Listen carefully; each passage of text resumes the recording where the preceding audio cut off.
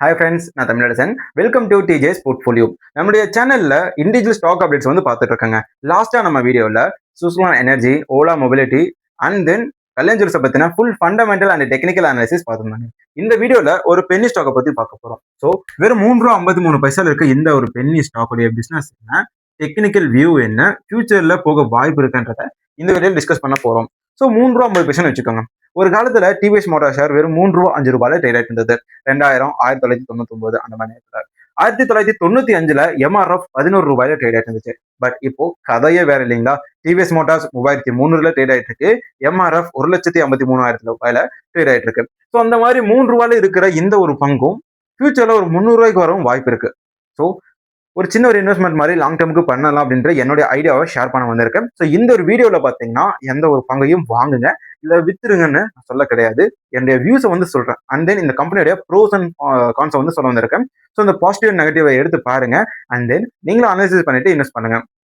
So ஒரு 100 பங்கு வாங்குறீங்கன்னா ₹353 செலவாகும். ஸோ இந்த வகையில நீங்க ஒரு ஒரு பிரியாணி அண்ட் தந்தூரிக்கு செலவு பண்ற ஒரு காசு தான் இது. பட் ஃபியூச்சர்ல இந்த நிறுவனம் மிகப்பெரிய அளவுல வந்துருச்சு அப்படின்னா உங்களுக்கு எவ்வளவு ரூபாய் கிடைக்கும்? ஸோ ஓரளவுக்கு ஒரு டீசென்டான ஒரு இன்வெஸ்ட்மெண்ட் க்ரோத் இருக்கு இல்லைங்களா? அதுக்காக தான். ஸோ ஃபர்ஸ்ட் பென்னி ஸ்டாக்னா என்னன்றது பார்ப்போம். பென்னி ஸ்டாக் அப்படிங்கிறதுல 2 வகை இருக்கு. 2 கேட்டகரிஸ். ஒன்னு, இந்த நிறுவனம் வந்து ஒரு ₹30, ₹40 ட்ரேட் ஆயிட்டு இருந்திருக்கும். ஸ்பிட் கொடுத்ததுனால ₹3, ₹5 ரேஞ்சில் ட்ரேட் ஆயிட்டு இருக்கும். ஓகேவா? ஸோ இந்த நிறுவனத்தோடைய கேபிட்டலை வச்சு ஒரு சின்ன ஒரு பங்கு மதிப்புல ட்ரேட் ஆயிட்டு இருக்கும். இது வந்து நார்மலான ஒரு பென்னி ஸ்டாக். பட் இன்னொரு கேட்டகரி இருக்கு. அது ரொம்ப டேஞ்சர். ₹300, ₹400 ட்ரேட் ஆயிட்டு இருக்கும். ஒரு சில தவறுகள் இல்லைன்னா லாஸ் பண்ணது காரணமாக, இல்லைன்னா ஏதாவது ஒரு குளறுபடி நடந்தது காரணமாக ₹100, ₹300 இருந்துட்டு வெறும் ₹5 ட்ரேட் ஆயிட்டு இருக்கும். இதுக்கு ஒரு நல்ல எக்ஸாம்பிள் யாருன்னு பாத்தீங்கன்னா ஆர்காம் அண்ட் சுஸ்லான். இந்த 2 பங்குமே பங்கு சந்தையில கரண்ட் எக்ஸாம்பிள்ஸா இருக்கு. ஸோ ஒரு பெரிய டிசாஸ்டர் காரணமாக பென்னி ஸ்டாக்கா மாறின 2 பங்குகள் இது. ஓகேவா? பட் திலக் இண்டஸ்ட்ரீஸ் பொறுத்த வரைக்கும் இவங்க எப்போ வந்து இவங்க லிஸ்ட் பண்ணப்பட்டாங்களோ அப்ப இருந்தே பென்னி ஸ்டாக்ல தான் ட்ரேட் ஆயிட்டு இருக்காங்க. அதே நேரத்துல இவங்களுடைய ப்ரோஸ் அண்ட் கான்ஸ் வந்து நம்ம பார்க்க போறோம். ஓகே, இந்த வீடியோல நம்ம பார்க்க போற நிறுவனம் திலக் வெஞ்சர்ஸ். இவங்க வந்து ஒரு என்பிஎஃப்சி நிறுவனம். இவங்களுடைய ஆப்ரேட்டிங் ப்ராஃபிட் மார்ஜின் வேற லெவல்ல வந்து இருக்குங்க. கிட்டத்தட்ட உங்களுடைய நெட் ப்ராஃபிட் வந்து 33% உயர்ந்திருக்கு. இவங்களுடைய கவர்மெண்ட் செக்யூரிட்டிஸ்ல இருந்து வரக்கூடிய வருமானம் 19% இருக்கு இவங்களுடைய ஓவரால் கான்ட்ரிபியூஷன்ல. இந்த என்பிஎஃப்சி நிறுவனம் எந்த மாதிரியான பிசினஸ் பண்றாங்க, கேபிட்டலை எப்படி யூஸ் பண்றாங்கன்ற எல்லாத்தையும் பார்க்கலாம். ஃபர்ஸ்ட் டெக்னிக்கலா பார்த்தலாங்க. ஸோ டெக்னிக்கல் படி பார்க்கும்போது இந்த திலக் வெஞ்சர்ஸ் நிறுவனம் ₹3.53 இருக்கு. வெள்ளிக்கிழமை 11% உயர்ந்திருக்குங்க. இந்த நிறுவனத்துடைய சார்ட்டை வந்து நான் ஓபன் பண்றேன். நான் வந்து வீக்லி சார்ட்டை வந்து லாகின் பண்ணியிருக்கேங்க.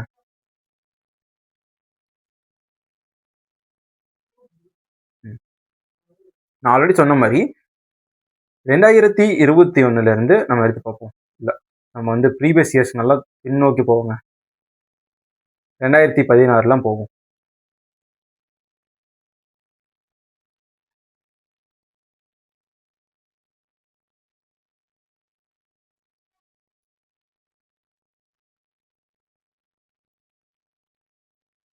அதுக்கு பின்னாடியும் போகும்.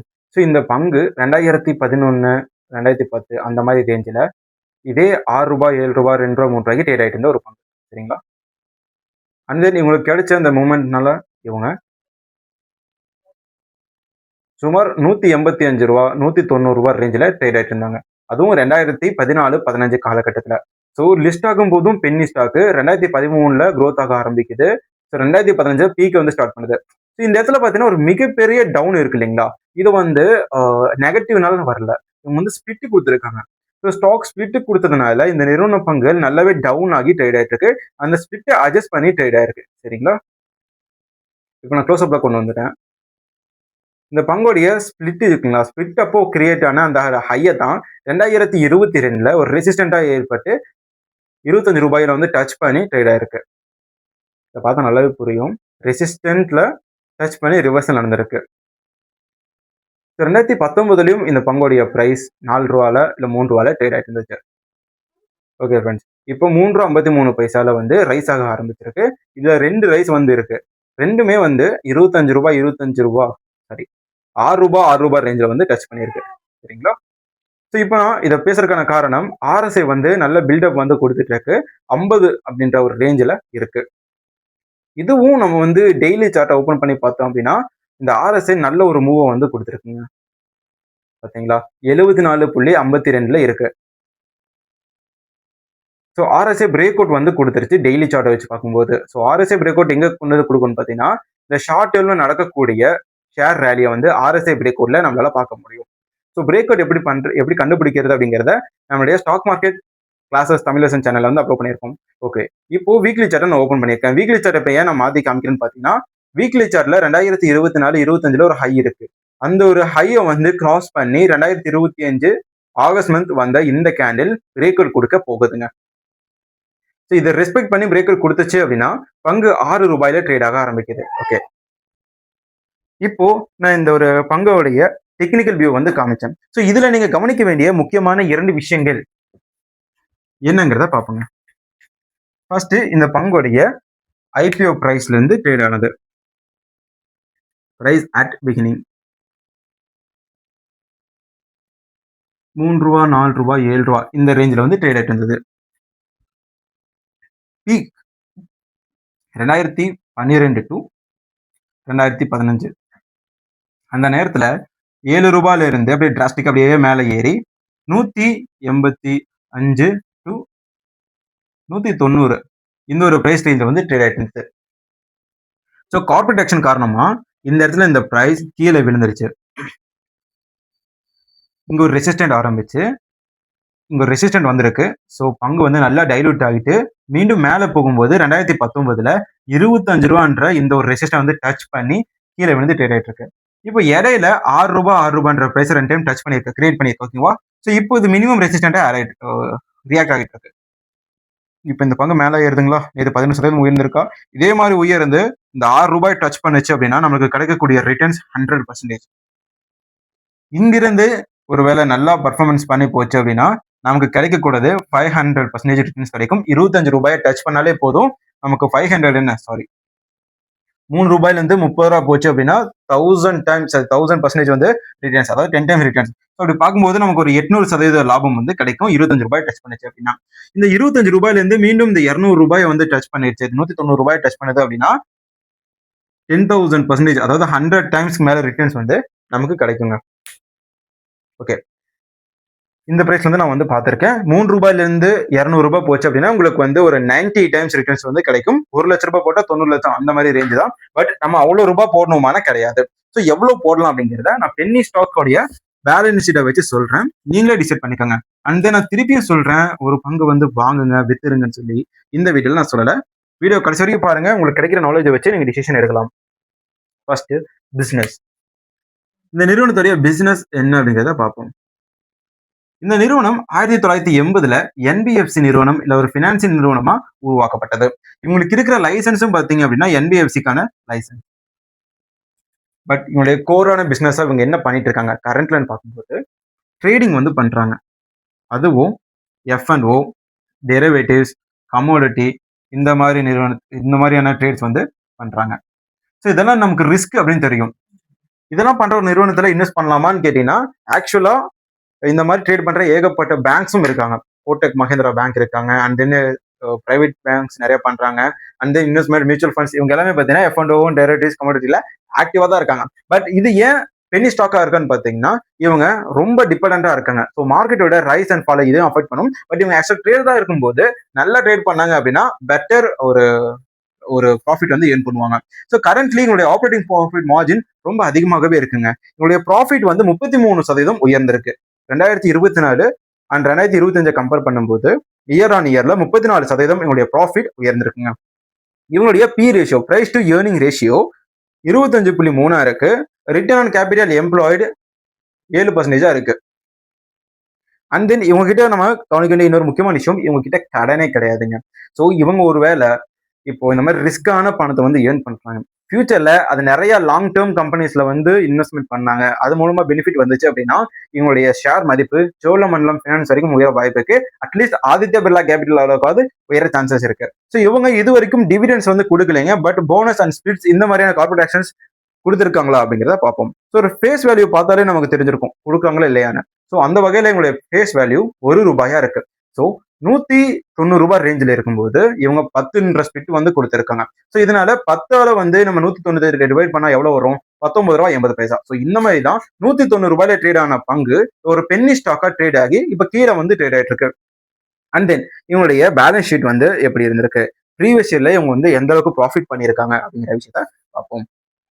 ஸோ ஒரு 2022 கம்பேரிசனா நம்ம எடுத்துப்போங்க. இவங்களுடைய கடன் வந்து 2 கோடியா இருக்கு. அதே நேரத்துல ப்ராஃபிட் வந்து பயங்கரமா வந்து சொதப்பியிருக்காங்க அந்த ஒரு நேரத்துல. அதாவது ₹39 லட்சம் நஷ்டம் வந்து பண்ணியிருக்காங்க. எப்போ? மார்ச் 2022ல.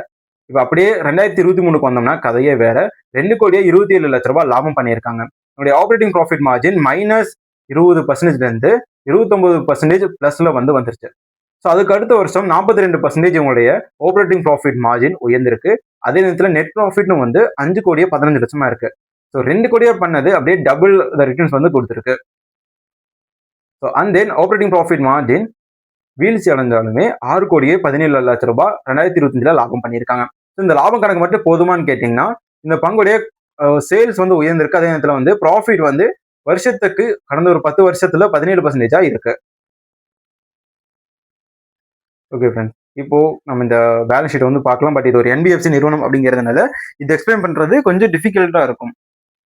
ஓகே, இதோட பேலன்ஸ் ஷீட்டை பத்தி நம்ம பார்த்துட்டோம். கடன் வந்து நெட்ல பார்க்கும்போது 0வா இருக்கு. இவங்க கிட்ட ₹1 கடன் இல்லை. பட் ஹை லிக்விடிட்டி இவங்க வச்சிருக்காங்க. அதாவது இவங்க ட்ரேட் பண்றதுனால தினசரி வர்த்தகத்துக்கு தேவையான பணம் இவங்களுடைய அக்கௌண்ட்ல இருந்துகிட்டே இருக்கும். ஸோ கேஷ் லிக்விடிட்டி அவரே விதமா இருக்கு. இவங்களுடைய நெட் ப்ராஃபிட் வந்து இந்த மாதிரி 30%, 40% உயர்ந்துச்சு அப்படின்னா இந்த நிறுவனம் எங்கேயோ போயிடும். இப்போ நமக்கு ஜிம்சன்ஸ் தான் தெரியும்.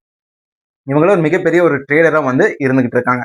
ஸோ இந்த மாதிரி ரிஸ்கான பணத்தை எடுக்கிற இந்த நிறுவனம் இப்படி காம்பவுண்ட் பண்ணிட்டே போகும்போது லாங் டேர்ம்ல இவங்க அப்படியே இன்வெஸ்ட்மெண்ட் சைடு வந்தாங்க அப்படின்னா இவங்களுடைய பெட்டர் நாலேஜுக்கு நல்லா பர்ஃபார்மன்ஸ் பண்ண வாய்ப்பு இருக்கு. ஸோ கடந்த 2025ல இவங்களுடைய ரெவன்யூ எதுல இருந்து வந்திருக்கு அப்படிங்கிறத பார்ப்போம். இப்போ 2025ல இவங்களுடைய ரெவன்யூ வந்து மேஜரா 50%க்கு மேல எங்கிருந்து வந்திருக்குன்னா ட்ரேட்ஸ், F&O அண்ட் கமோடிட்டி ட்ரேட்ல இருந்து வந்திருக்கு. அண்ட் தென் இவங்க இன்வெஸ்ட்மெண்ட் எங்கெங்க பண்றாங்கன்னா ப்ரிஃபரன்ஸ் ஷேர்ஸ் வந்து வாங்குறாங்க. அண்ட் அன்லிஸ்டட் கம்பெனிஸ் வந்து வாங்கிட்டு இருக்காங்க. அதாவது பங்குச்சந்தையில இல்லாத பிரைவேட் கம்பெனிஸ்ல இன்வெஸ்ட் பண்றாங்க. ஸோ அப்படி பார்க்கும்போது ஹனல் ஜுவல்லர்ஸ் அண்ட் தென் பாத்தீங்கன்னா அந்த யோஸ்டோ அப்படின்ற ஒரு நிறுவனத்துல இன்வெஸ்ட் வந்து பண்ணி வச்சிருக்காங்க.